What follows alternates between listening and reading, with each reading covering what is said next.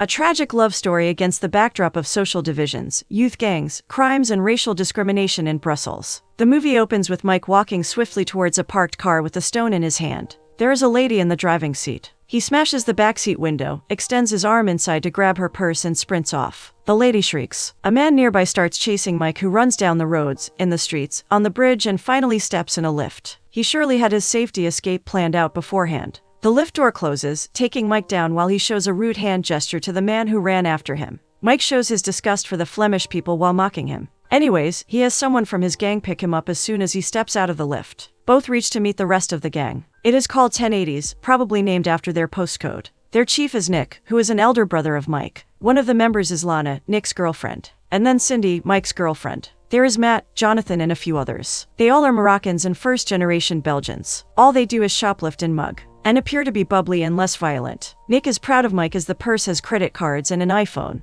They hear a police car siren. The gang disperses. Mina, one of the cops who is familiar with this gang, beckons to Nick and Mike. She says they should have been at school and goes on to ask if they know about a stolen bag. The brothers say they don't know anything and make sarcastic jokes. Mina drives away, saying she is watching them. They can't hide their anger at the cops. Later that day, the brothers go out on a shopping spree and swipe the stolen credit cards. The police catch them and handcuff them to take them to the police station. People have gathered around, filming the scene. Mike laughs looking at the crowd. He is having his moment of glory. Then we see their rival gang, Black Bronx, more violent and dangerous than the 1080s. The head is called Don, and then there is Notorious, X, Doris, Giselle, Alonzo, CMM, and a few more. Giselle is X's girlfriend. Doris is pregnant with Alonzo's child. X is like the main man next to Don. There is a new recruit, Ella. She is Notorious's cousin, and he is the one who introduced her to the gang. Everyone is attracted to her beauty. They all are black and from Uganda, and most are, like the 1080s, first-generation Belgian. Ella is supposed to shoplift some wine bottles for the gang today. She is being trained to be part of the gang. She enters the store and sneakingly shoves 3 bottles into her backpack. She thinks she is doing fine until the store's security shouts after and chases her. She is caught and now sits in the police station.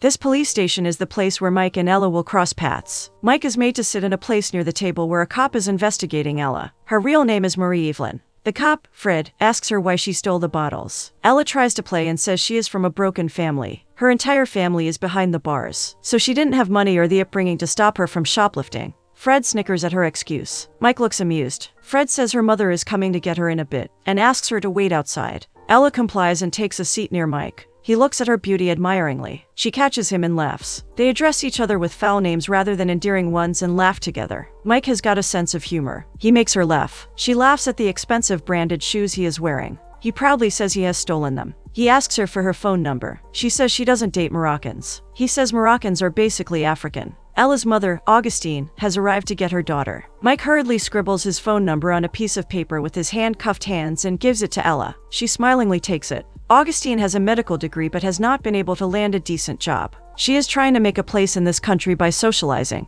Ella asks her to give up. She thinks it is their ethnicity that doesn't let locals accept them as their equals. She sees no point in getting an education. She has seen her educated mother remain jobless and unaccepted. Augustine says she is happy that she is at least trying. She wants her daughter to stop mingling with David and his gang. Ella says they are her friends, and she feels accepted and respected among them. Black Bronx is chilling in its abode. It is some secret place they reside in. X is sniffing. Others are drinking and dancing. There is a knock on the door. Don is here. He has been in the lockup and is now released. Everybody greets him. Ella has been recruited while Don was away. He sees her and says she is pretty. Notorious asks Don to spare her as she is his cousin. Don looks at Notorious questioningly and reminds him of the gang's rule. Looks like the gang women are the gang men's property. No one can stop Don from being physically intimate with any girl in the gang. X calms the tense air between Don and Notorious. The police have let go of Mike with a warning. Nick has taken all the responsibility and is behind the bars. His parents receive Mike outside the police station. They aren't happy with their son's wrongdoings. His father asks him to stop being on the wrong path. Mike says he is not Flemish enough to have a good life in this country. Ella finally decided to call Mike. They meet at a railway station. We see them goofing around and laughing together. Turns out Nick is going to stay in jail for the next 3 months. He has been found with Lana is on the verge of tears. Mike consoles her. Jonathan is pacing with anger against the cops. They are on a train. Jonathan's eyes fall on Doris. Yeah, Black Bronx are traveling on the same train. He starts flirting with her. She calls Alonzo for help. Alonzo asks Jonathan to leave his girlfriend alone.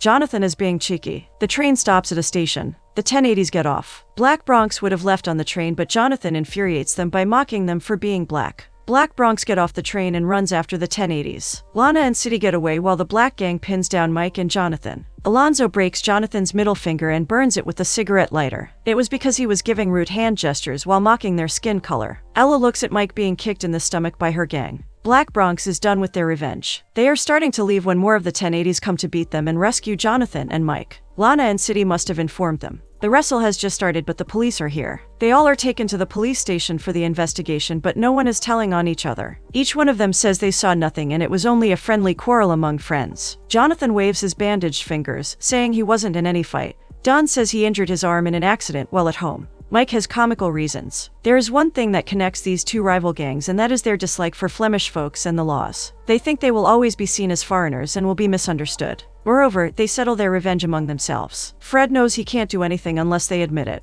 He laughs at their funny lies while questioning them. He finally talks to Ella. He gives her his card to call him whenever needed. She doesn't take it. Fred tells him about Malu, a member of Black Bronx who apparently is not alive anymore. She was tortured brutally by the gang for violating its rules. Fred shows Ella her photos, scarred and bitten by a dog unleashed on her by the gang. Apparently, Fred has sensed something between Mavel and Mike. Something that looks like Malu's case. Ella has always seen her gang kind to its own people. This is something alien and scary to her. She takes Fred's card. She and Mike are meeting again. They eat in a fast food restaurant, joke about each other's gangs and laugh. They kiss and get closer. Ella has a fear in his mind that someone from her hood will see her with the Moroccan guy. Mike and Jonathan go to meet Nick in prison. Nick asks Mike to take care of Lana. There is another difference between these two gangs. 1080s are relatively kind to the girls of their gang. Black Bronx considers women as meat to share with each other. Mike, with the help of his gang, has put a parked cop's car on fire. Police chase after them. Mike climbs over a wire fence to hide. It is a church in mid-restoration, hence empty and not much in use. He finds it fascinating with its colored windows and beautifully painted dome. There are candles there. He is going to bring Ella here soon. Alonzo, CMM and X are standing in a busy marketplace, trying to sell. They call out to passersby in a hushed voice. X keeps a dog with him all the time. Ella and Giselle stand aside. A black kid comes running to X to inform about some Mr. Dominique who has come to talk to X. Mr. Dominique must be the dealer for whom Black Bronx works. X goes with his dog to meet Mr. Dominique, who is sitting in the back of his car. He is a middle-aged man dressed in a white suit with a hat and dark glasses on. Mr. Dominique isn't happy with X. He isn't bringing much money for him. X says he will do better. Mr. Dominique doesn't look convinced. There is a concert by a black pop singer. Black Bronx meets him backstage. The singer greets them open-heartedly, seeing they are African like him. The gang takes a selfie with the singer and signs an autograph for Ella's mother. The singer thinks they are here to have fan moments. He is taken aback when X grabs him by his arm and asks him to give him 3,000 euros if he doesn't want someone to get shot in the crowd. CMM draws his knife to intimidate the singer. The singer knows such a mishap will tarnish his celebrity image. He agrees to do as they say. The gang looks happy with their success except for Ella. She hides her disapproval and she must anyway. X hands over the cash to Mr. Dominique to compensate for his bad job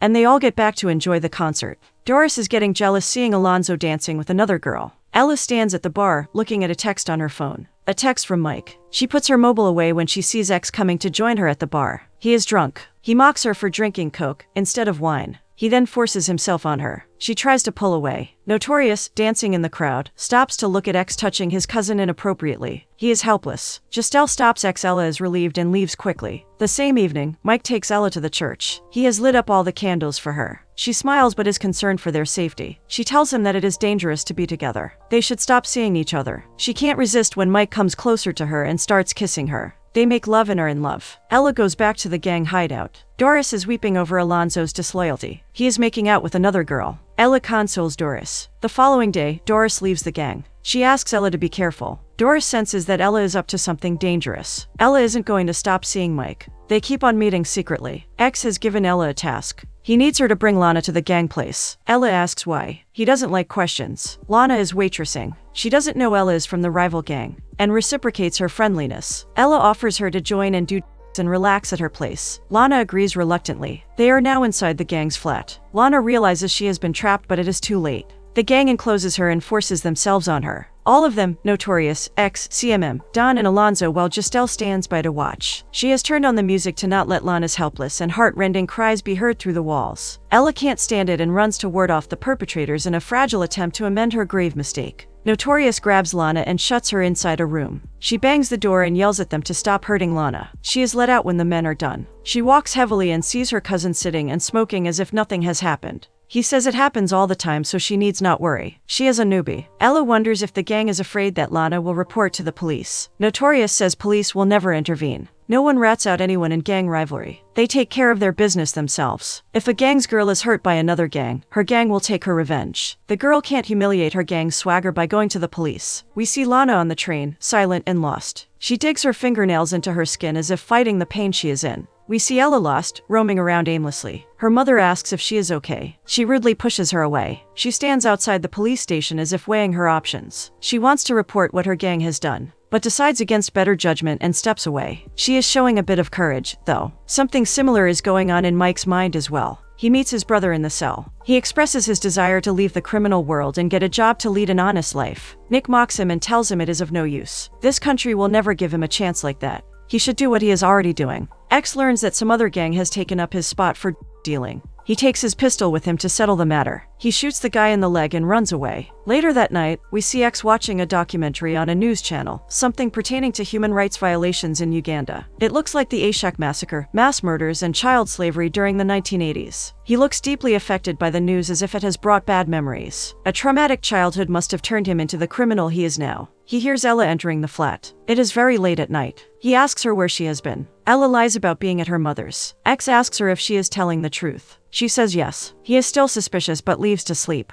The 1080s are waiting for Matt, who has gone to steal. The gang notices Lana looking zoned out most of the time. Jonathan is happy to learn that Mike doesn't want to be with Cindy anymore and now he can make his moves on her. Matt is here with the lady's handbag. Mike is mad at him for robbing an old woman as he sees an ID card inside the bag. Everyone mocks him for acting like a saint all of a sudden. Mike slides a necklace from the bag in his pocket sneakingly and skips away. Cindy follows him and asks him to come over to her place for tonight. He shows no interest. She tries to kiss him but he pulls away. She is furious. She is curious about the necklace. Mike pushes her away and leaves. Cindy secretly follows him. He meets Mayville, goes to the railway station with her and then takes her to their hideout in the church. He gives her the necklace. Cindy films them making love. She goes to show the recording to Black Bronx right away. Mike asks Ella to wait while he is going out to grab drinks. Ella stays behind and lies down. Suddenly she hears footsteps. It is her gang and in no time all of his gang men assault her sexually. She cries in pain but they won't stop punishing her for going against the rules. A gang girl can't have a love affair outside her gang. They do to her what they did to Lana. Notorious stands aside and watches. We don't know whether he is helpless or he finds it right.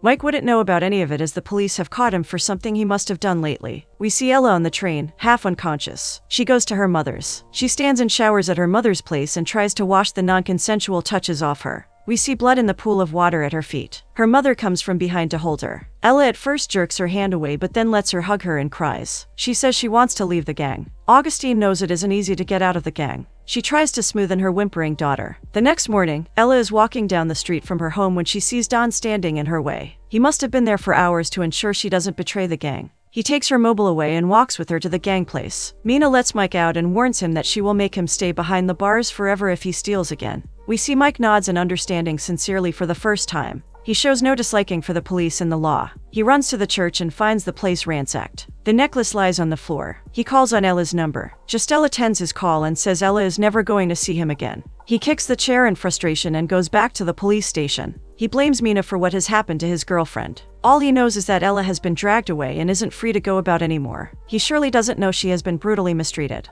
X threatens Ella that he will eliminate Mike if she tries to meet him ever again. Her phone is going to stay with X from now on. She is forced to get her stuff and leave her mother for good to stay with the gang permanently. Then we see the montage set with Amy Winehouse's Back to Black song. Ella is completely drawn into the gang. She sniffs, dances, lets the gang men make out with her and drinks heavily. But she does look detached from what she is doing. She is edgy and picks up fights with people on the street over nothing. X asks her to hold the pistol and help them with the robbery. Meanwhile, Mike is driving around Brussels in search of her. Augustine meets Notorious and says she will strangle him herself if anything happens to Ella. Mike somehow sees Ella on the street. She wants him to let her be and leave. He asks her to tell him what happened that day. He makes her sit in his car and drives. She has her face away, looking outside. He tells her that he loves her. She says she doesn't. He knows she does. He coaxes her to tell him what is wrong. She is mute. He drives the car at high speed. She panics and spills it out. She talks about what happened to Lana, but she doesn't say anything about her. Ella asks him to apologize to Lana on her behalf. She felt what Lana must have felt. She gets out of his car and he drives away. Mike looks distressed after learning about Lana. Ella can't forget what happened. She is now considered a true member of the gang.